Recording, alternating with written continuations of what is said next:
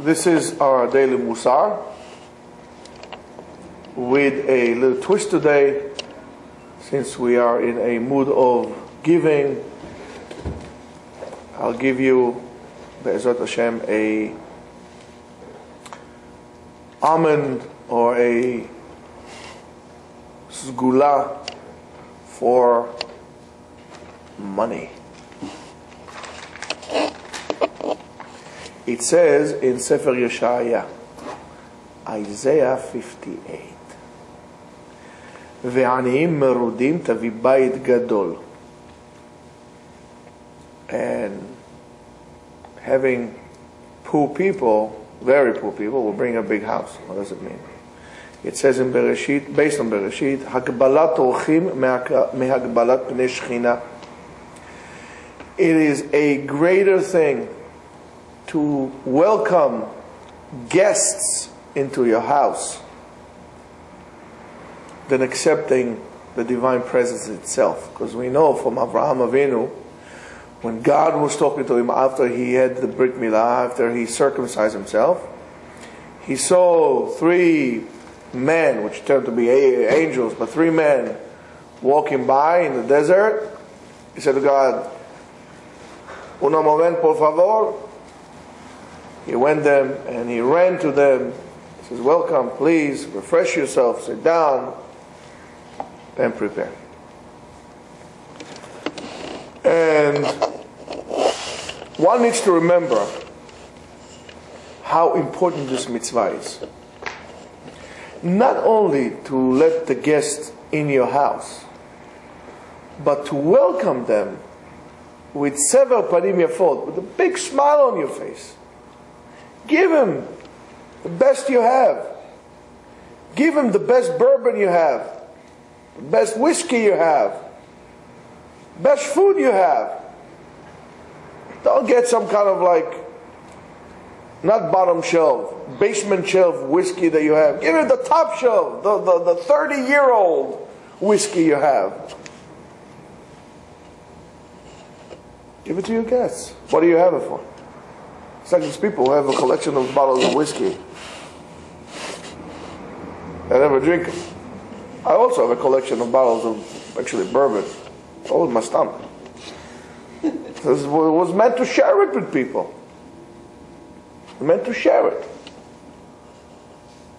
If you had a 30-year-old Well McKay, it's like, I don't know, 100,000 sterlings, 150 pounds, English pounds for a bottle of whiskey. What's a better thing than to share it with your best friends? Or to share it with people altogether? This is a way, an indication to show us really if you had transformed yourself from a person to a Ben Torah. If you were really merited to be called the son of Avraham. Avraham was Machnis Olchim, our grandfather, our father, Avi Umah, patriarch of our nation. It is very strange for me when I came here to America, where people don't really go to visit people. Where you would have neighbors that never set a foot in their neighbor's house or apartment. At best, it says good morning. At best. When I lived with my wife in Israel, we had people coming down at 11:30 at night, 12 o'clock at night. I'm sleeping, knock on the door. "Hey, how you doing? We're here." "Oh, Chavot, chef, sit down. Sit down, have some beer, take some cheese, and sit outside on the porch, in the balcony." It was summer. It was okay. No big deal. I remember as a kid, sometimes people will drop at our house, in my parents' house, and they had the refrigerator that I don't think today, it was like this big. And my mother always had frozen pastry burekas in the freezer, because people used to come, I don't know, 12 o'clock, 2 o'clock, knock it, "Hey, we came to eat." Take it out, put it in, like this. And sometimes just don't go to sleep, get up the next day and just keep on going. And it makes you feel alive. How wonderful. I mean, I have one neighbor like this. I do have to say, I have one neighbor like this. And I love this guy. He's the greatest guy. He just opens the door, says, hey, anybody here? Yeah, well, I'm taking a shower, I'll be right there. He's a great guy.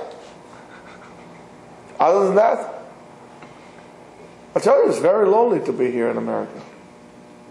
He's Israeli? No, he's not. He's just a warm person. I came here to America, I'm very lonely.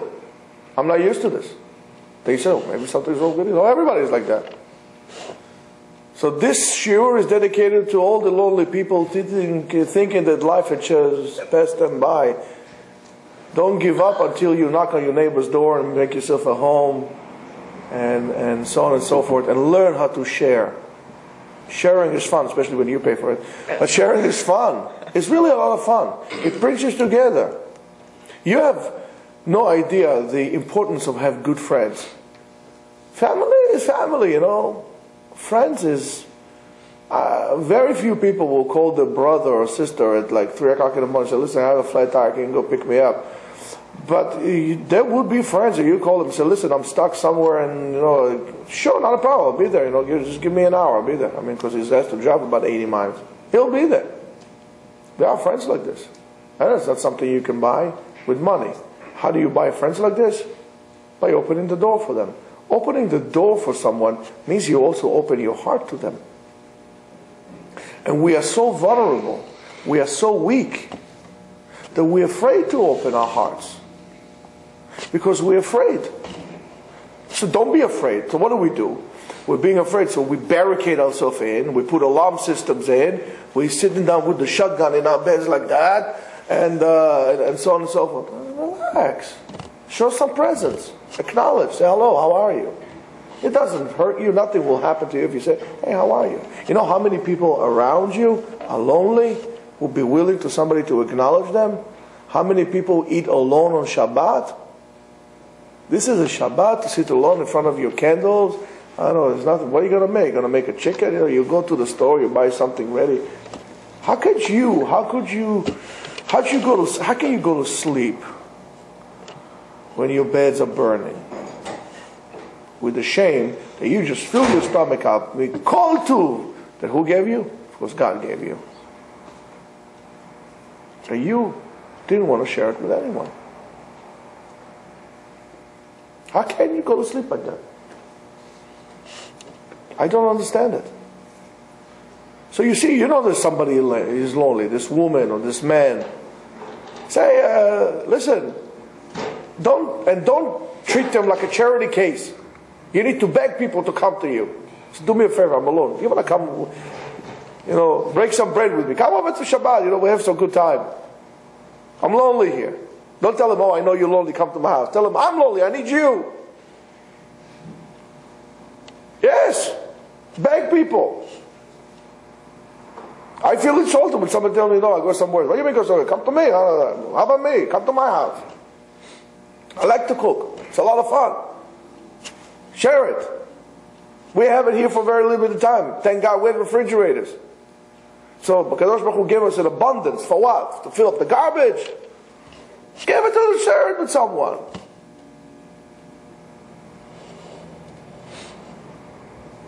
We says, K'neh lecha chaver. You have to buy yourself a friend. How you buy yourself a friend? If you take the word k'neh, to buy, you change the letter of the order, it says nakeh. Clean your heart and buy a friend. Clear the fog from your heart. Buy yourself a friend. Also, lehanik is to nourish. Hanaka. Hanek lecha chaver. Hanek lecha, like a mother that nurses the child. Give from yourself to your friend.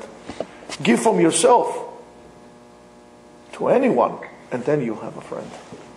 You don't say, Mr. Smith here, he's a man of resources. Let me be his friend. Smithy, would you like me to buy you shawarma? Let me buy you. No, this is not how you do it.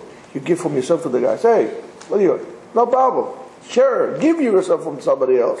Hanek. Nourish from yourself to the other, and he'll be your friend. You want God in your presence? Not a problem. You want a big house? It's not a problem. HaKadosh Baruch Hu says, listen, look at this guy, my boy here. He takes care of my people. He takes care of my creations. I need to take care of him. I give him. Rabbi Shimon Bar Yochai says, if you want to have Segula leparnasa, have people at your table, strangers on the table, so they say Birkat HaOreach. They said the blessing of the guest. And what the wonderful thing that the guest sees this gratitude, has this gratitude to the person. And he says Birkat HaOreach. He says, Shulchan Hazeh, the table that we ate, Yisader Bo HaKadosh Baruch Hu should say, Ma'adanei Olam. Delicacies from all worlds, from all the worlds. What a bracha he says that you mezonotav umezonotenu krovim la'ir, that he doesn't have to travel far for his money. V'lo yitztarech lidei matnat basar v'adam, he should not need anything. The guy is giving you such a blessing. You would fly to Australia and back to get a blessing from a rabbi that does not come near, because he doesn't have anything to do with you. Here is a guy that you share something with him and he'll give you the bracha from the bottom of his heart because he just had a good time. It's the first Shabbat in 3 years that he did not spend alone. He actually sit down with a friend and he had a glass of wine. And you know what? It doesn't have to be on Shabbat. It could be on Tuesday too. But Shabbat even more. Or Chag. How much leftovers can you eat? How much leftovers does your garbage eat? Share your food. Share your food. Share your house. HaKadosh Baruch Hu gave you a nice house. Bring somebody in. You want a bracha in your actions? You want a blessing in your house? Bring people in. Open your heart. Open your homes. And HaKadosh Baruch Hu yiftach lachem me'otzaru hatov. And HaKadosh Baruch Hu will give us from His hiding places melo kol tuv, an abundance of good. And b'zchut zeh HaKadosh Baruch Hu will give us all shefa, bracha, ve'atzlacha, an abundance, blessing and success. Let's open our hearts. Amen. Ken Yiratzon.